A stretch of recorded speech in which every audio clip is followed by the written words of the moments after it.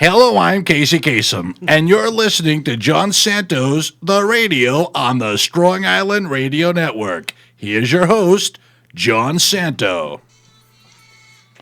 Hello, this is John Santo, and welcome to The Radio. Sing it, Donna Summer, The Radio. Wasn't that an ingenious theme song? I thought so, too, because I reached out to all my friends that are in the music business. Thank you, Donna. And I asked them to come up with a theme song, and nobody even submitted anything, nothing. So thank you all for your help, So I tuned into Donna Summer, and that's my new theme song, and it's free, totally free. So I don't have to pay anybody for the theme song, which is great because we're still looking for a sponsor. I still need a sponsor. Anybody who wants a sponsor, you can have your commercial for your business in any of the 50-plus celebrities that we have access to here on the radio. But without further ado, whatever it is, I would like to introduce my special guest co-host. Please welcome to the radio, John Larocchia Jr. How are you? Very well. How are you? I'm doing great. Welcome to the radio. Yeah, welcome to the radio. That's me. I'm happy to be here. Happy to be with you, Mr. Santo. You are one of my favorite people. You know this. Thank you. You're one of my favorite people. And I'm excited to do some talking because I don't get to talk a lot at home. Okay, well, you're married. That's why we should preface that. No, actually, I get to talk too much at home, but it's nice to talk to have some fun on the radio tonight. Did you see the video I sent you yesterday? I slow-moed it down. Yes, it was fantastic. Wasn't that cool? So we're just sitting there. Yep. At the Met game. I think we're on there in Port St. Lucie. Yep. Spring training game, and we had very good seats, courtesy of the Hilton Hotel, Hilton Garden Inn. In fact, we had better seats than the Marlins owners. That's right. We were two rows in front. About two rows in front of them. 2 rows in front of the Marlins owners and close to the home plate. That's right. They were like right behind the dugout. We were just to the left of the dugout. To the left of the dugout, if you're facing the field. And that was and Terry Collins was behind us. Terry Collins and Brody Van Wagenen were behind us. We were just out of the behind home plate view. Right. We were just out of that view. But every time there was a lefty batter, you know what was funny? I went to a Met game one time. We were 3 rows behind him at dugout, Citi Field. And my mother-in-law texted me, and she goes, "Tell your daughter to put a smile on her face." Because, she's like, every time there's a lefty at bat, she sees my daughter, like, on the phone. Right. I'm like, we're 3 rows behind. What are you doing on the phone? But no, that was a phenomenal experience. Yes. We got to meet a lot of Met That's right. players. We went, just for those that don't know, we went to spring training together with my dad. And a 3-show Laughter Saves Lives comedy tour correct. in Florida. So we were down there for almost a week, and it was a lot of fun. A lot of fun. Had a blast. I promoted the show because I have a lot of friends and family in Florida. Unfortunately, we were about 6 minutes driving time out of their max range. Oh. I'm exactly. That's fair. I think we were about an hour away for 2 hours, so people just couldn't get to the show at that location. Yeah. So we got to try to figure out a way to bring the tour a little further towards there'll be other locations. Miami, and Tampa. I also don't blame anybody in Florida for not wanting to drive somewhere because you saw those highways. There's nothing there. Nothing there. It's boring. Boring. It is boring. If it's not that close, I don't want to drive. But the freshly squeezed orange juice was delightful. Fantastic. I had an orange in Florida. Ooh, amazing. Remember, I brought it to the game. Yeah. I took it Florida orange. from the hotel. I didn't steal it. It was there for free, all right? Everyone It was back a free off. breakfast, all right? And I took the orange, and it was delightful. Well, we want to give a shout out to, what is Francesca's her name, right? At the Francesca. She was great. The sales manager at Hilton Garden Inn. She was so nice. At the PGA Village, right? At the PGA Village, official location, yeah. So nice, took care of all the comedians and, set them up with everything, made us feel like we were celebrities. Which we are not. But it was kind of cool to see my picture on the flyer. Yes. Next to the Hilton Honors sign when we checked in. That was cool. I'm a big Total Recall fan, Schwarzenegger. Right, sure. And when he goes to Mars, he goes to the Hilton. He goes, "Get your ass to Mars. Go to the Hilton and flash that Brubaker ID at the desk." And he goes, "Excuse me, I'd like to have a room, please." Like, Mr. Brubaker. Thank you. I love that. That's why I love the Hiltons, because it's from Total Recall. And I also brought the Miami Vice soundtrack with me on the phone, so I played that as soon as I hit Florida. Well, that makes sense. But But that was a lot of fun. That was a really great experience. Yeah, we had a great time. I can't wait to go back. If you are a nerdy baseball fan of any team, I highly recommend the spring training experience for whatever team you follow, because there's nothing like it when it comes to fan access and all that kind of stuff. It's just a really cool experience. Yep. And I got to go to the ballpark. The last time I went, spring training 2015, didn't get to go to the ballpark. Right. The ballpark is beautiful. And they just put a lot of money into it, so that helps. Yeah, they widened. It was just great to finally be the full Met experience. Sure. And I definitely recommend it to people. So we actually have a breaking news story. We have breaking news story. Oh, boy. Coronavirus. Okay. We have our Tom Brokaw. Tom Brokaw's actually, here. we have dual coverage. Dual coverage. Wow. Dual coverage. Okay. So we have Tom Brokaw. He's part of our news affiliate. Well, that's great that you got him. That's really nice. Tom Brokaw. Okay. And then we're going to go live to Brent Nigel, BBC News, who's on the ground in Iran. Wow. That's the reach. Wow. That we have on this program. You convinced someone to go to a place where coronavirus is. BBC, right. It's an affiliate of ours, and sure. affiliate radio station. Sure. They sent Brent Nigel, but Brent Nigel's our affiliate Gotcha. with the BBC. All right. In Tehran. Let's go live to Tom Brokaw, who's with us in New York. Tom, what do you have for us? Well, thank you, John and John. This is Tom Brokaw.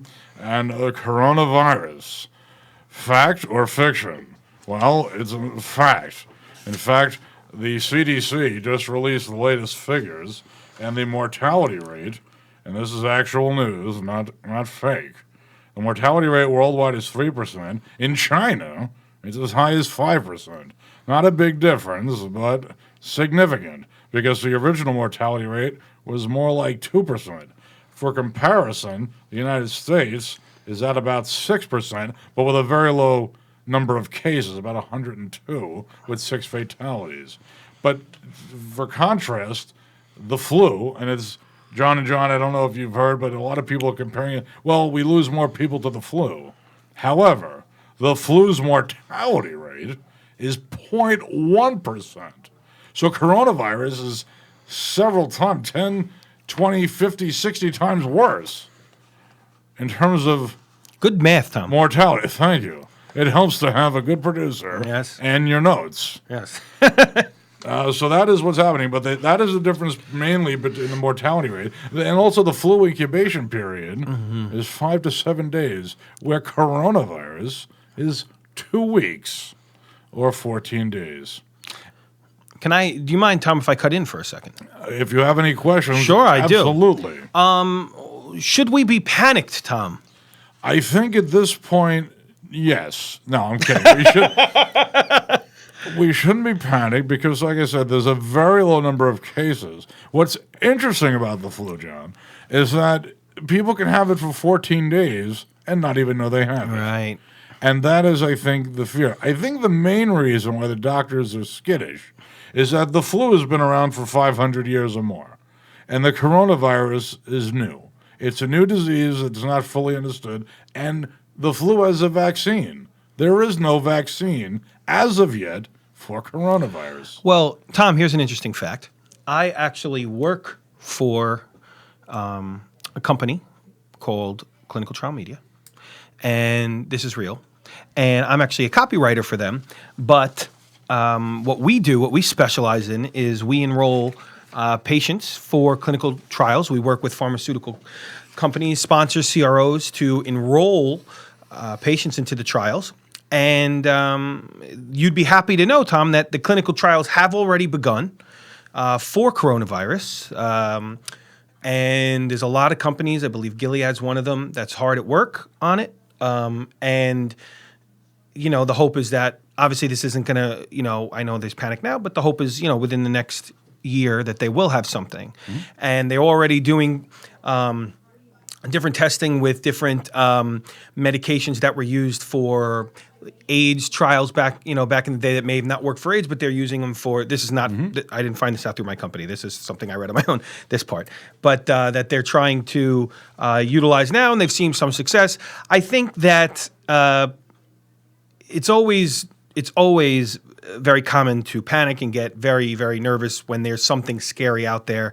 I mean, let's face it, every zombie movie starts with a weird disease That's starting in like a major far away country. Right. So like Japan with the one with Mila Jovovich. What's her name? God bless you. Yes. The one with the sexy voice. The one based on the video game. Right. They had like 8 sequels. Resident Evil. Resident Evil. It was the Umbrella Corporation. Sure, right. So that's a scary movie. Yes, it is. Can I ask you a question? I don't watch zombie movies, but Sure. I did see an episode of one of them. The Walking Dead? It might have been. And it was like 5 years into the zombie apocalypse. Right. And the question I had, being a reporter, Right. who's mowing the grass? It's a good question. The grass is all perfectly trimmed. Well, maybe zombies even edged. Maybe zombies are into landscaping. I can't But tell you. who's mowing the grass?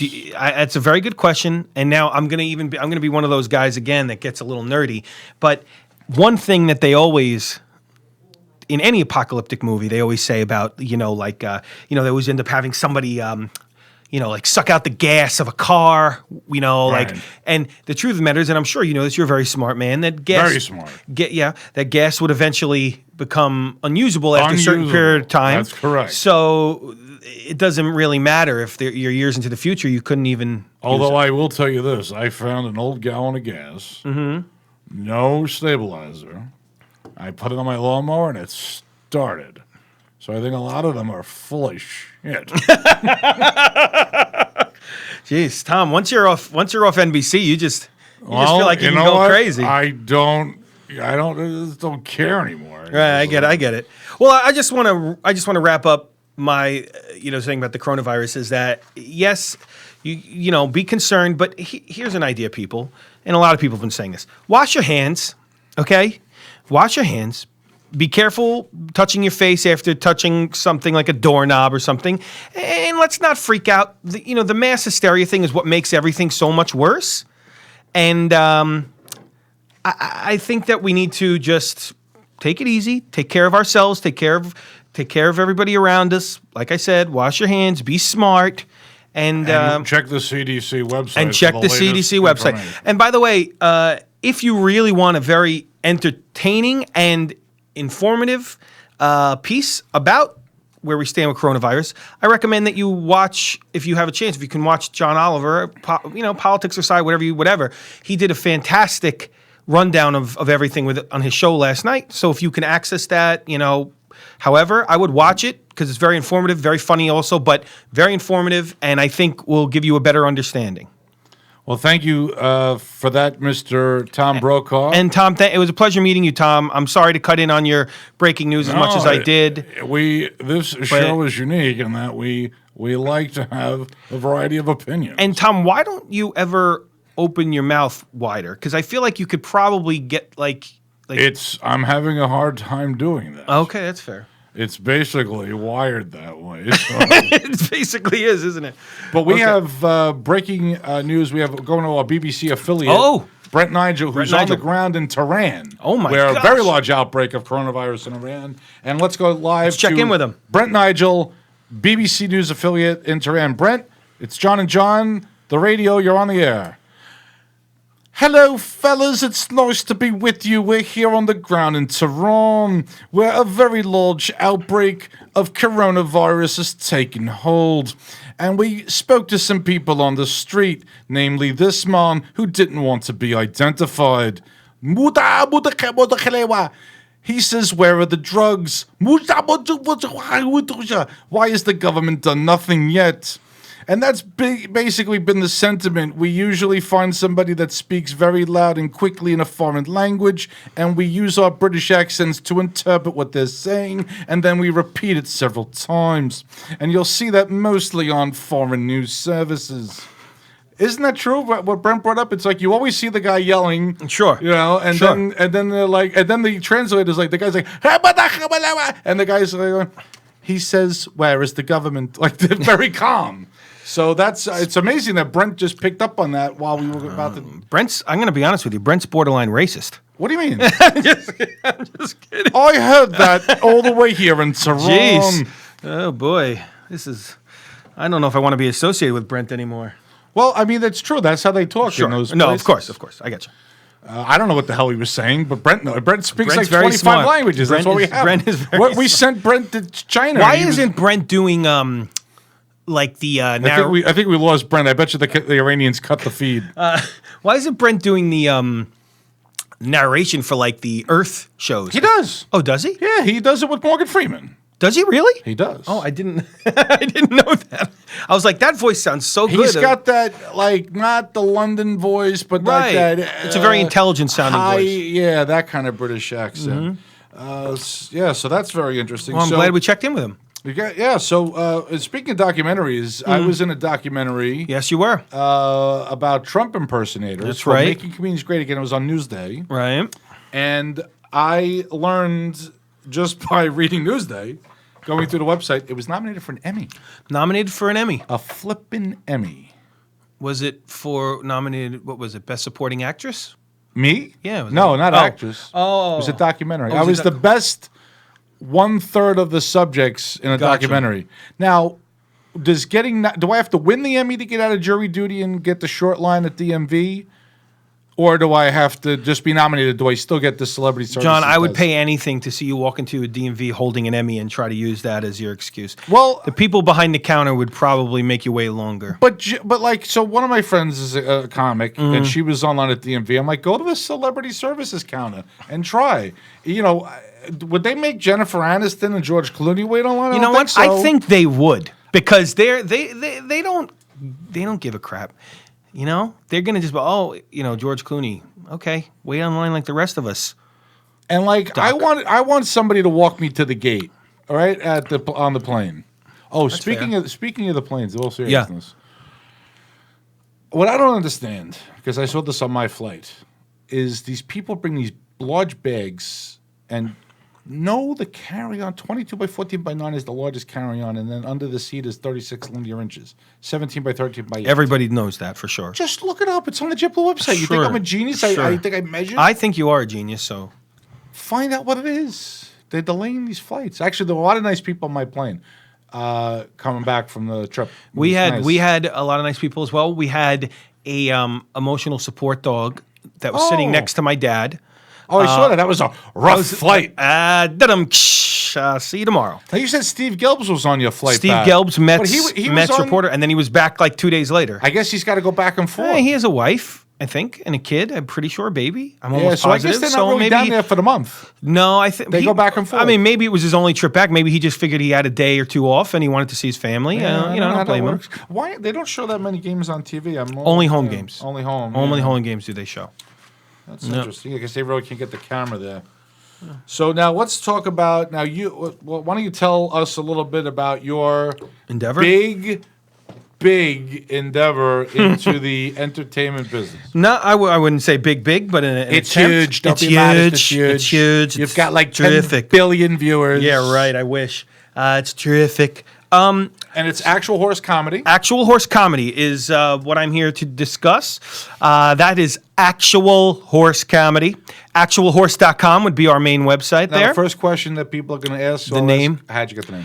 Okay, well, so it's a great question, and I will tell you. Here I go. So this all started the sketch comedy. So everybody knows, it is a sketch comedy website. We release sketches every week, every other week, depending on scheduling, or we try to.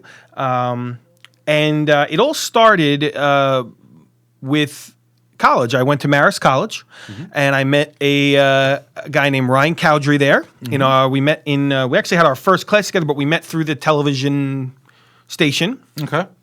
And I had this desire to put some sort of funny sketch variety type show on the air. And Ryan was incredibly gifted when it came to filming and editing, and he was looking for someone to partner up with. So we said, all right, hey, let's give it a go. And we hit it off really quickly. And from that was a show called That's a Shame was born. That's a Shame was our college sketch show. Featuring a lot of my still close friends who were cast members, and we had other really great talented people come through as cast members as well. We ran for 3 years there. This was at the college. This was at Marist College on MCTV. And it was It was video or live? It was or- it was all video. It was video? it was like we tried to be like an SNL, but not live, but like Right. sketch, Key and Peele, maybe more, I guess, Okay. before Key and Peele. Not saying we were as good as them. I'm just saying that was what we were trying to do. And So it's that kind of genre. right. And so we did that for 3 years. We actually passed it down when we left to another talented dude and some of his friends, and they kept it going for a little while, and then he passed it down. So the show actually ran for about, I'd say, close to 7 years. 7-year run. Yeah, something like that. While we were there, we actually, when Ryan and I graduated, we were honored by the college with an award in TV excellence for our contribution to the TV station Wow. for doing it, which was really cool. Yeah, I'm like the guy in high school talking about it, the game he pitched really well or something. Like I'm throwing out, this award I won in senior cup. But I'm just saying it to underline the fact that it wasn't. We took it very seriously. It was a serious production, and that was just something that we always loved doing. Now, fast forward to present day, Ryan and I remain close friends, and we always had a desire to work together again. You know, it was something we always said. We were really good at this sketch stuff, and Right. why aren't we doing it again? Now, Ryan lives in the Berkshires. He lives kind of far away. So Berkshires, that's 3 hours from here. it is, yeah. So we always said, well, how can we make this work? Wait, where was Marist College? Poughkeepsie. So we You were up in Poughkeepsie? Yes, I was. So I'm thinking Plattsburgh. Poughkeepsie's no, not that Poughkeepsie. far. Yeah. So it's about 2 hours from here. So anyway, am I going too fast? I'm sorry. No, you said you were going too fast. Okay. I just feel like I am. Anyway, so Did anybody hear me say he was going No, too fast? nobody did. Did I signal you in any way? no, I just get nervous. You're doing great. Okay, great. So anyway, Ryan and I always wanted to work together again. We had a great chemistry, a great working relationship, and we knew we were pretty good at it. We Right. honed the craft as we went along, and we actually we worked together again briefly. We did. He got hired. He was working with, but also got hired by a local hardware chain Right. in Connecticut, Massachusetts, to do a commercial campaign for them. And he said, "Hey, they want to do something kind of funny? Do you want to write it and direct it with me?" And so I said, "Sure. It's something I've always wanted to do. I've always wanted to write and be creative." So we did this campaign. It was really pretty successful for them. It got some eyes on it. Right. And after that, we said, "All right, we got to do something together again. We got to do sketches again." But it's not just him. How many people are on the production crew? Well, we'll get there. Okay. So anyway, I'm getting to the name still. This is still the first question, but I had to set you all up on that. Anyway, about a year from that point, or 2 years from that point, we said enough. Enough is enough. Let's make this happen. So we just decided to say we're going to have a shoot weekend, All right. and we're going to write our sketches. We're gonna shoot as many as we can in this weekend. Because of our distance, we couldn't meet every other week, Right. So we said as many as we can, and we'll edit them and release them one at a time. That was a year ago. Our shoot weekend was actually a year ago this past weekend. We shot the first weekend, we shot about 10 sketches, and we met together again in July, which you helped us out with. And we shot about 14 sketches, individual things that weekend, and then we did it again a little bit around Labor Day, yada, yada, yada. We just had another one in January. Mm-hmm. So, with that being said, the name... The name comes from, and we wanted to show a little connection to our past, what kind of got us started. So the name came from a sketch we did for That's a Shame. It was a Brokeback Mountain sketch, and like two of our cast members, kind of fall in love. It was like a dream sequence. So I'm always a big believer in whatever you're going to do, you got to go full into it and be authentic. And that means a lot, like locations, like getting the right location. Don't just shoot it anywhere. So when we were thinking about this, we're like, we need to get horses. We need to have it look legit if we're going to do a Brokeback Mountain sketch, So we're up in Poughkeepsie. We're in the mid-Hudson Valley, and there's places like that around. I called around. We got one farm that was like, yeah, sure, you could shoot. But I didn't tell them where we were shooting because I didn't want to.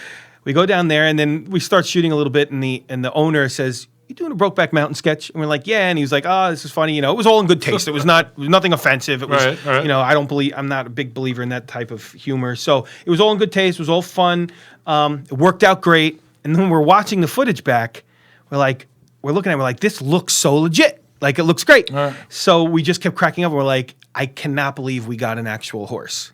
Right? How many did you get? Just one? Two. Two. And so when we were thinking of names, now that happened, we were thinking of names for like, okay, there's a new sketch venture we're going to do.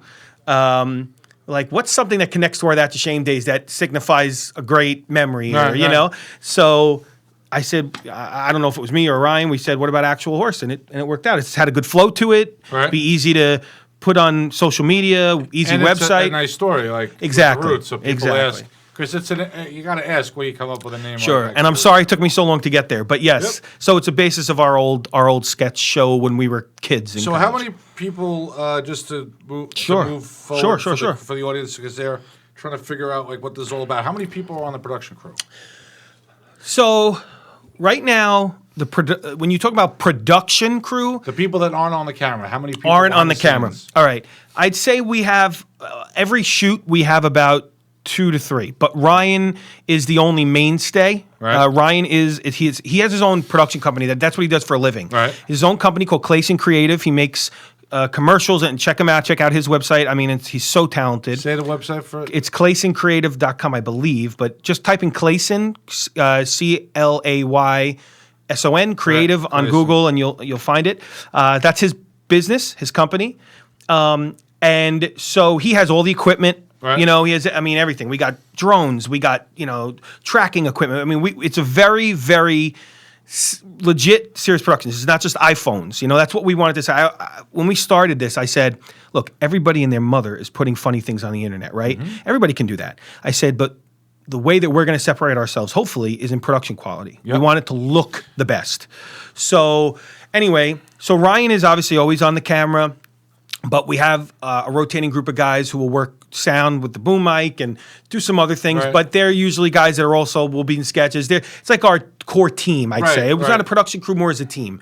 And that consists pretty much, the basics consist of Ryan Cowdrey and I. And there's Mark Louie, who's my best friend, who's usually at every shoot. Mm-hmm. There's Dave Jeffis. I hope I pronounced his last name right. If not, I'm sorry, Dave. And Dan Greenup, who are their best friends. And I went to college. Dan Greenup was on That's a Shame with me. Right. And Dave's his best friend and was interested, so we got them involved. Very tight group then. It is. So I'd say there's about, and then PJ Negri is one of our writers, and he's pretty much at most of the shoots too. Right. So I'd say that's kind of like the core group of people that are helping with production stuff. So just, I'm trying to figure out... where's everybody located? I know Ryan's far. Right, Ryan's Where's far. everybody else? Dan and Not Dave. with everybody. Like just right, like Dan and Dave are in Jersey. They're right over the GW around that area. And then the rest of us pretty much come from Long Island. So how do you edit everything and not in the same room during the editing process? Well, how do you do that? A lot of times Ryan will edit and send me cuts, or he'll send me links to cuts, or he'll send me like rough footage, say like this is the rough stuff, and then I'll make notes and put it together in my head and send them back, and we go back and forth. We've also done Skype sessions where we can see each other's screen. So that's honestly the least. It's not a problem at all. In this day and age, you can make it work. But it's not the same as being in a room. Exactly. But you guys obviously have we make a it system. work. You make it work. Yeah, and we're on the phone a lot. What I like about having seen it from both sides of the camera is that it is amazing the way it looks when you're filming it, like when you're doing it, and then the way it looks after the production is complete and it's edited. Sure. For example, I was in one slice of the Billy Joel song, Piano Man sketch, Man parody, which seems to have been right now at this moment is our most viewed and most popular sketch. Well, Billy Joel's, his popularity is immense, and that's a brilliant. The editing on that, and again, I was in it. And I'm not just saying this because I was in it, but I was in it. And when I'm saying about the reason I bring that up that I was in it, I filmed a sliver, did 3 takes. Had no concept. You told me. Right. But until you see it, you really don't understand it. But when you see it, and then you see the way it's edited, back and forth, and then all the people in it hit it out of the park. Teresa from... out of the park. She was in it, yep. But my favorite part was Steve Oliva, the way he's like Steve Oliva. Yeah, he did great. When you see it edited like that with the completed project, it was totally different than the way I envisioned it. And the way seeing the part that I filmed, because obviously I was there, was like, oh my God, it's so much.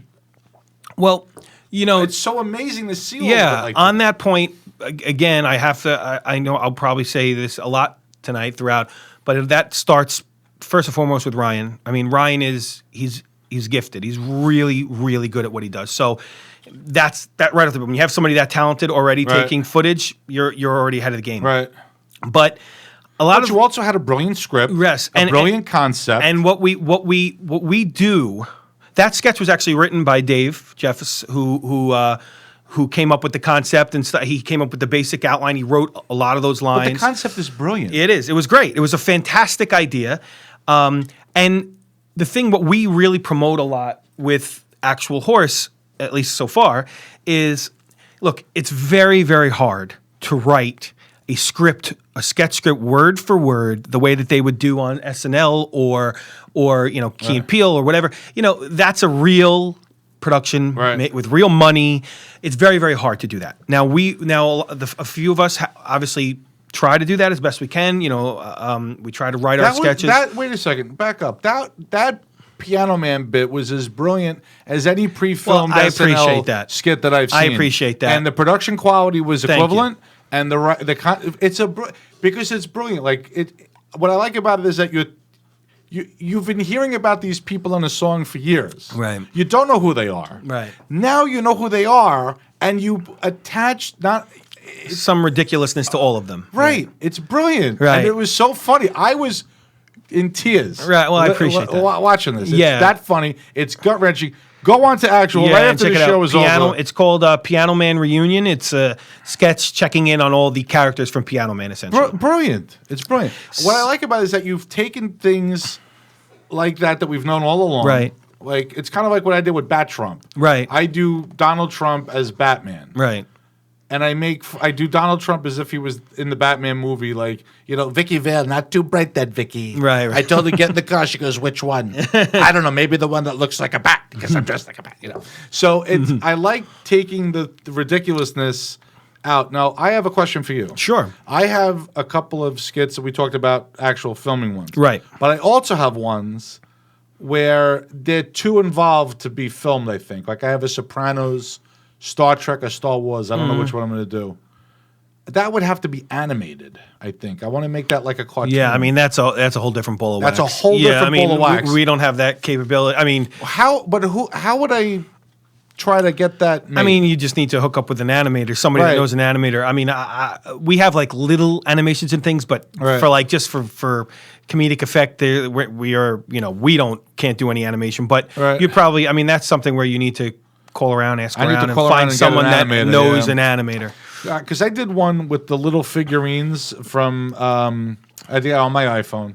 I did it with the from the Rudolph the Red-Nosed Reindeer. Right. So I do a Sopranos Christmas special, and it said Santa Claus is Tony Soprano, and it's like, and then Paulie goes, "Hey, the big guy, the weather's bad, all fogged in. He needs you with your red schnoz to light the way." And then he's like, "Oh, I don't know. I wouldn't know what to do." And then he goes, but then I made him Bobby Bacala. And I'm like, "Nah, that's not for me. I wouldn't know what to do." He goes, "What's to know? You kick your hooves a few times so the other reindeers think you're carrying your weight, and let your red schnoz do the rest." So but I did that with the little, with the with the dentist, and that must have taken you a while to do that. Yeah, it took me a couple of minutes. I didn't do a good job. You see my hand. Well, if you're not interested in quality, sure. Yeah. No, it was something I wanted to put up there because you know what? Sometimes I post something. Like I did a brilliant President's Day bit with a picture of the Oval Office. Now I spent a lot of money on Roxio, right? I do my voiceovers at Roxio. Sure. But then I said, I want to make a video because you can't post audio to Facebook. Right. I said, let me do this. Let me have a picture of the Oval Office. And on President's Day, I did presidents talking about my visits to the White House. So I'm like, I have things go, "See that little shit John Santo that came in here, that little kid? He was asking me all these goddamn questions." And it's him talking to Kissinger. Right? So it's like, you think you're going to hear Watergate, but, and I did it with Reagan, all the different presidents talking about my visit to the White House and how I do presidents, right? I was able to do it on my phone. Easier. All I wanted was a picture of the Oval Office and then the audio attached to that. Roxio was so complicated to do that. I did it on the phone with this little recorder I have on the phone. It was so much easier. The iPhone is the way. Yeah, I mean, but like I spent $100 on that, so I want my money back.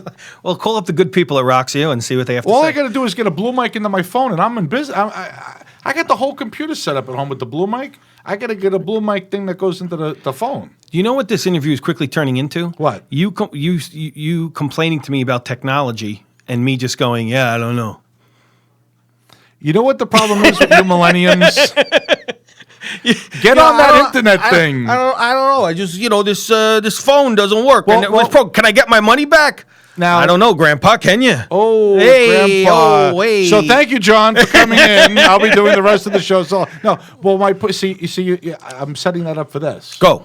What technological issues have you guys had in the production of the actual horse? Well, I mean, See, I'm a brilliant interview. It was I don't get the fantastic. credit. I mean, fantastic. It was a roundabout way of getting there. A little bit. Took Well, us a little it took time. you 5 minutes to answer how you got. I know. So you're right. So don't lecture me about.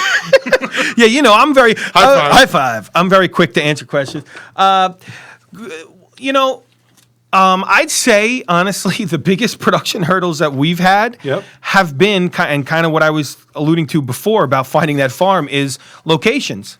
I mean, there's always little things in editing that Ryan and I are talking about, and like I don't think we can pull it. Ryan will say like, the sound doesn't sound right here, or we don't have a take of this, so we have to kind of cut that joke out because we don't have the right take, and that we missed maybe in the moment. Right. But honestly, for me, the consistent issue has been locations, and it's like, look, you can have amazing ideas for sketches, right? And you could say, kind of like what you were saying about like, you have these great ideas, yada yada. But the fact of the matter is, you got to pull them off somehow. And we have like a lot of ideas, and we'll like throw ideas back and forth. Like, oh my God, wouldn't it be great if we did this? And then it's like, wait a minute, we'd have to shoot that in a movie theater, and then like, oh crap, now I got to go see if someone knows somebody that runs a movie theater and see if I can get permission for an hour, and because we've used my house for a lot of settings for sketches. Yes. And it kind of drives me bonkers now at this point. Like, I don't really want to ever do that again. And it's not because I'm like, I don't want to show my house. Come to my house. Because it's like, well, we've used other houses, but it's like, I love when we could pull something off and make it look authentic. So like recently we had a sketch in our first batch. We shot in a deli with Jamie Gravy. The comedian was in that one. He was great. Yeah, he was great. And we got permission. We had an hour in there. We got permission recently to shoot in a restaurant that Pat Marone, knows the owner for CN Duck Cleaning. Was it that one? No, that was a different one.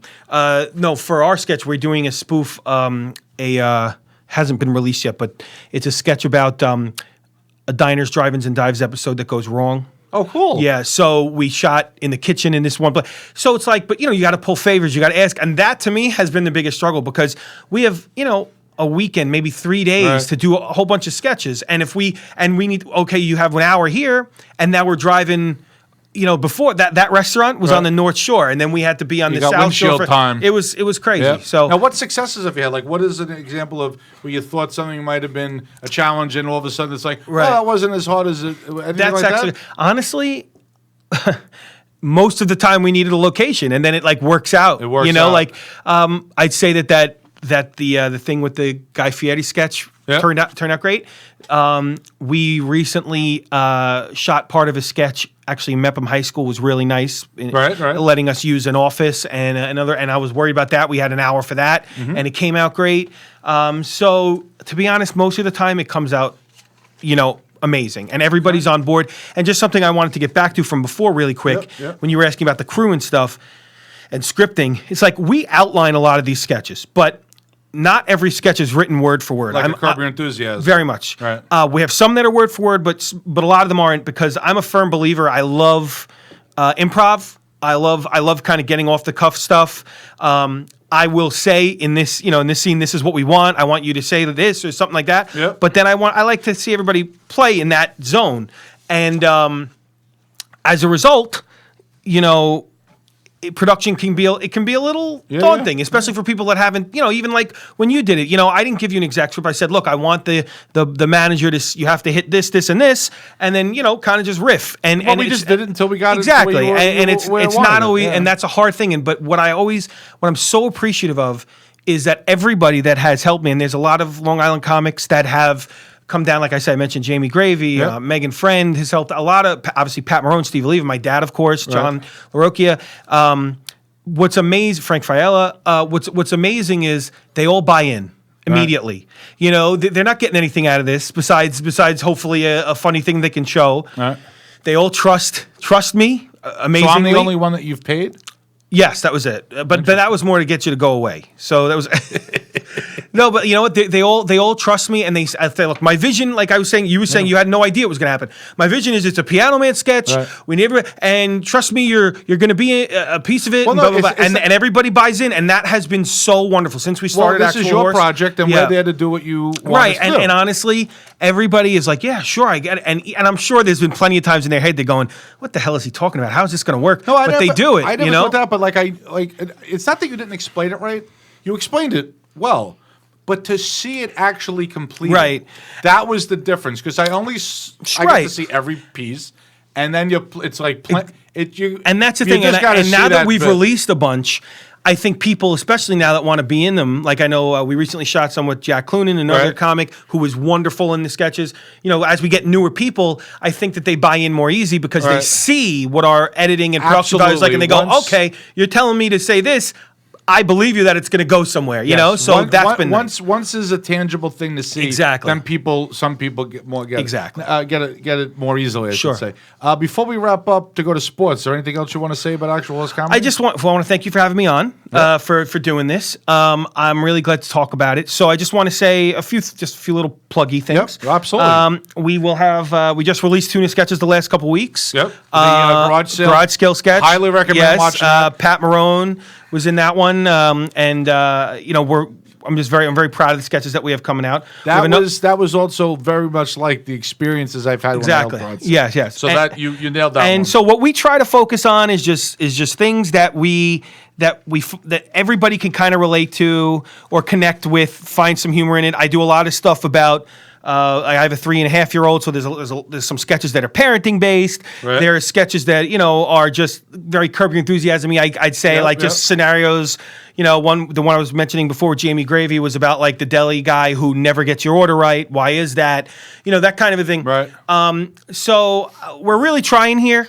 We love it. There's obviously no financial interest in this.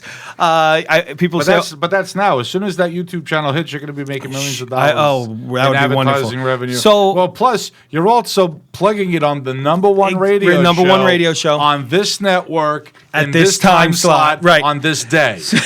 So anyway, I'll wrap up by saying we're trying here. You know, I always say our budget or our costume department is my Amazon account. That's pretty much what it is. You know, our props department. That's where I got my Batman cape. Yeah, there you go. There you go. So $20. Yeah. So it's a nice cape. It is. So we just look actualhorse.com. On Facebook, Actual Horse Comedy. On Instagram, Actual Horse Comedy. Right. We're on Twitter, but we're trying. And I just ask that if you Actual Horse Comedy is pretty consistent across all the platforms. Pretty much, yeah. The name. And it's just actualhorse.com. But all I ask is, look, watch. If you like something, share it. Replay it. Watch it 10 times. Right, exactly. And share it. Send it to your family members. Send it to your friends. It would really help us.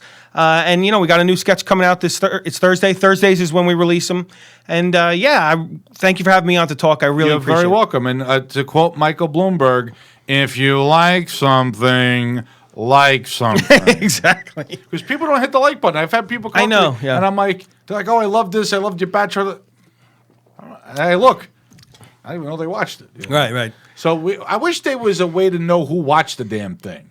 If they're not going to hit the like button, we got to hack into. Well, if you were on Instagram and you put it on your story, you can see who viewed it. Instagram. You don't do the Insta Snap. I don't do the.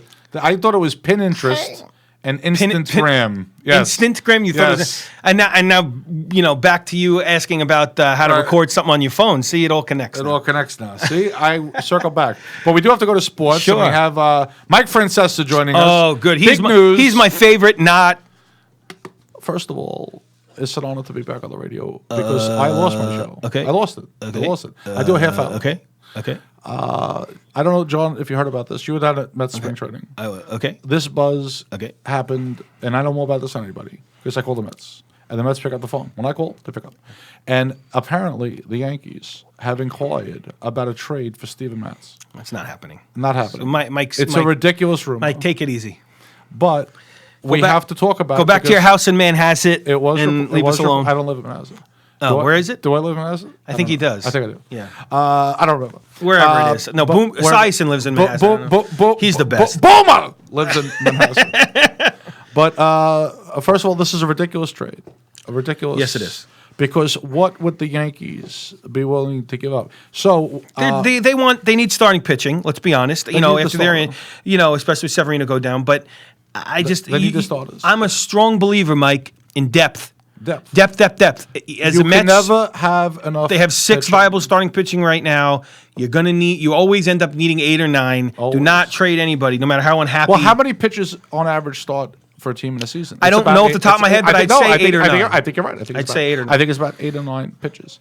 Now, whenever Met Yankee trade rumors start, we always get these ridiculous. And here's rare. Here's one stupid fan calling up right now. Oh, who? Freddie in Freeport. Oh, what's up, Freddie? How are you? Hey, Mike, I got a trade scenario for you, Mike. How about the Yankees get Matz and they give up Gardner? You're a fool, Freddie. Total fool. Okay. Total fool. The Met outfield is full. And why would they want Gardner? Get me a Diet Coke. Get me a Diet Coke. So I have to tell you, are you a football fan? I am, John? sure. Okay, so let me tell you this ridiculous thing that happened. Mm-hmm. By the way, Mike, I got to tell you, you in retirement, your voice is meshed to a very high Bill Clinton. Very well. First of all, and he sounds high already. First of all, John Santo has admitted several times that this is not his best impression. So if you can point to where I said that my Francesa was perfect, play the tape, because I never said that. That's exactly what I've been working on it, say. and the best way to work on it, is to do it live. Right, because sure. this is what happens. Let me tell you. When people are listening, it makes sense. I know what they're thinking about doing impressions. Sometimes you get the best advice when you're not doing it well. People will call and they will say, "John, you got to tweak this a little bit." My Donald Trump was horrible. Was? First time I did. Horrible. Was? What? Yes, was. And because of help now you're right. I owe a lot to Rich Walker. Sure. We did it in about 3-4 hours driving to a gig in Connecticut, which we destroyed. Rich Walker destroyed the room. Poor Rich. I mean, after Rich that car ride, he must have. No, he loved it. He was the one who pushed I think he told you. No. That he loved it. He pushed me to Trump. Trump wasn't even the nominee. This was January of 2016. Uh-huh. Okay, I didn't even think he was going to get the nomination. Right. Anyway, Join the club. Well, he did. But Rich. But then I improved it over the years. But I have never said that Mike Francesa. He's very hard to do. Very hard. Yeah. Very hard. No, you're right. He but is. I'm working on it. All joking aside, it's pretty good. It's okay. It's okay. All right. I said pretty good to be nice. It's all right. It's okay. But it's getting better. It's getting better. And hopefully in another couple of months. Maybe a year. Right. Yeah. And in another couple of months, because by then he'll have cut down from 6 to 6:15. 6 to 6:15. And then I'll just have to say, Mike's on. Mike's on. But it is. I have to tell you, it is a lot of fun to do. But let me tell you what this guy said. I met a guy. Now I'm a Jet fan, Giant fan. Sure. I have season weird. tickets. That's weird, right? My cousin has season tickets. Do you find that weird that you're a big fan of both teams? My cousin has season tickets for both. Mm-hmm. He throws me tickets for this tomorrow. That's nice. And I love going to both because, first of all, it's easy. All you do is you change jerseys at 4:00. 1:00 the Giants are on. I'm in blue. 4:00 I'm in jet green. Do you think there could be Met and Yankee fans like that? No, because football season. Let me explain why. Sorry. Football season. If you watch every Jet and Giant game, that's 32 games. Right. Combined. That's April of a baseball season. Sure. No, I agree. And they don't play at the same time. Usually. I agree. But who do you root for when they play each other? That's like asking me where I would take Salma Hayek to dinner. Oh. First, she has to say yes. Then I'll worry. They only play every 4 years. So it's really not a factor. Okay. All right, I'm sorry. Keep doing your thing. Yeah, I apologize. It's not a factor. And when they do play, I just accept the outcome of that game. And what's fun is that the Giants play the AFC East, and then the Jets play the NFC East. So every time the Jet wins against those teams, it helps my other team too. So that's all. True. That's true. That's a lot of fun. What was I saying? So somebody actually said to me that I said, "Would you rather have?" Because he said Eli Manning was overrated. I said, would you rather have the last 16 years of the Jets or the last 16 years of the Giants? That's And not you know a what he real said? question. He said, well, that was the. I mean, that's not a real. That's not. I mean, if Well, he's- that was Eli's. Well, No. I'm saying is like that's an. I'm well, it's a sorry. no-brainer. You take. The That's what I Giants. meant to say. Right, It's a no-brainer. Guess what this? Guess what he said? The Jets. I said the Jets over Eli Manning, 2 Super Bowls, and you said that with a straight face. Really? You know what I think about? Angry Frances is coming along. I know. I think about the people that I sent this. I sent an email to work today. I'm not kidding. Saying like, hey, I'm going to be on this show tonight because they all know about Actual Horse. I play the sketches at work. All right. Oh, thank you, Mike. But Mike left. Oh, sorry, Mike. Yeah, Mike Mike's got the Diet Coke machine is running out. And I just keep thinking about the people that are maybe still listening that said, "Oh, I'm going to listen to my coworker John," and then they Well, cut. we're going to be on iHeart tomorrow. Yeah, no. Well, what I'm saying we're is everywhere the tomorrow. people that come in and they got a Frances impression and they just turn it on and you're screaming into the mic. Oh. And they're like, "What is he on?" Well, tonight? you'll explain it to me. Of course I will. But nobody, in this moment, it's quite funny. Oh, it's quite. Yeah. Oh, I hope they find. Hopefully, they find it hilarious. You only could see his face as he's doing this. There It's should be great. a button because sometimes when Mike is, I'm like, there should be a button. Call 911 for Mike. There should be a button that says. There should be a goes hook. nuts. Should be a hook. He goes. Why is he in the 6 to 6:30 thing? It's like Leno doing the 10 o'clock show. Enough is enough. Yeah. Your time has passed. Get out of here. Right. Why do we desperately need to hear his opinions for half an hour? Yeah. I'm done with that guy. Remember after Mad Dog left, he said he was going to have some co-hosts and he was going to have a fun show. Right. I'll bring people, and then he just said, "Nah, I'll just talk for 5.5 hours." Now, I did the opposite. When I first did this show, my original thing was I was going to do the show, but in all the different voices. Right. And have a whole news program. And then you realize you didn't do that many good impressions. So even though I do 50 precision impressions, 50. it got there's there's 50. There's a whole list here. Yeah. Actually, you got to pick. You got to Right. pick Go ahead. who's going to do the keep weather. telling me. Go ahead. I didn't like it. I like having a guest co-host. I'm glad you did it. You are the 15th, I think. Okay. Guest co-host. Every week we have a I'd love to different come guest back. co-host. I'd love to come back. I don't know if you're going to be doing, returns I eventually. haven't had anybody return yet. But I'd love to come back. We'd love to have people back. Probably in the summer, I'll probably start doing. I have so many people that want to come on the show. That's It's really humbling. nice. It's humbling. It is humbling. and they all want to come on the show. And But you know what it is, though? I really honestly think that they want to come on the show because they know you'll make them look funny. well, they are funny. Most I'm saying you'll make them look but I don't just significantly have more comedians. funny. I don't have just comedians. I have people from all different backgrounds. Sure, but Not they'll not know just- that they'll look significantly more better, right. entertaining next to you. Right, sometimes I have people come. Now we had. It's assuming over your head. It is apparently. I'm saying you're not that talented. Oh, and I'm not next that to next to talented. you, Oh. it looks good. It was a joke. Most I missed guest it, John. I co-hosts- missed it. I'm not a stand-up like you. No, you're not. I think you should I be did it- behind the camera and do less media to be fair, appearances. I'm surprised you haven't mentioned yet that I have done stand-up once and it was terrible. Horrible. Absolutely. It was a total disaster. So I thought you'd lead off with that. First of all, I've seen It was- John do stand-up, it was and terrific. it's horrific. It was It's terrific. A total disaster. He should just go to. Total disaster. It was a total disaster. No, actually, Okay. I saw you host. Yes. Hosting is tough. Believe me, I know a lot know. about hosting. And you were terrific. I thought you were terrific. Oh, in that's nice of you, Florida. but that's not true. You got several applause breaks. I did get. I think it was Because when they I were was like, "Oh my leaving. God, it's when I was- over, Yeah, it's when it's over," over. yeah. Yeah. All right, so now I picked somebody for you to do the weather, huh? Hopefully, it's somebody I did before. Don't pick it- point to it so that the people don't know. Right, but is it somebody? Wait, do you want it to be somebody you've done on this show? Yeah, it doesn't matter. Oh, Just okay. show me who it is. All right, let's do. I have a list, folks, that he's picking from. Let's do. Don't do it at random. Who's that? Robin Leach? No. I don't do him anymore. Oh, you don't? So why you give me this list then? Well, because it's an old list. Okay, all right. Then move You your know how long finger- it takes to print this shit? Move your fingers. Okay, let's do. Stuff? Ship? Do you do him anymore? Marlon Brando? No. Morgan Under Freeman? him. Yeah. I think I've done him as the weather, but I'll do it again. Oh, okay. Well, then let me do something No. else. He's a lot of fun to do for the weather. Okay. All right, because he's a narrator. Sure. Where's the weather report? You think I'd have that ready to go? I know you were saying it. Since we're at the weather. Okay, we're at the weather. Morgan Freeman, our meteorologist. Welcome, Morgan Freeman. Thanks, John, and thanks, John. Tonight, a 50% chance of showers after 9 p.m.